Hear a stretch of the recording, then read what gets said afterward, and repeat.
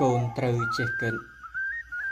អ្វីៗក្នុងលោកកើតព្រោះហេតុឃើញច្បាស់ក្រឡែកគុណម៉ែឪកូនរស់ធំឡើងត្រូវរកផ្លូវសងគុណម៉ែឪទើបត្រូវច្បាប់បើមិនបានសងអ្វីធំដុំកុំតែស្រីមុំប្រែក្រឡាប់រត់ចេញពីផ្ទះមិនបានប្រាប់ប្រញាប់តាមប្រុសព្រោះស្នេហាចំណែកកូនប្រុសក៏ដូចគ្នា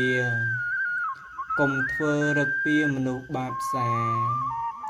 ប្រុសគុលខ្លួនប្រាណឲ្យស្រីស្រារោគផ្ដាច់សង្ខារចោតម៉ែឪចិញ្ចឹម10-20ឆ្នាំកូនបានធ្វើកម្មគេអស្រូវចុះចេញពីផ្ទះបាត់ភ្លាមទៅតើឲ្យម៉ែឪនៅសល់អ្វី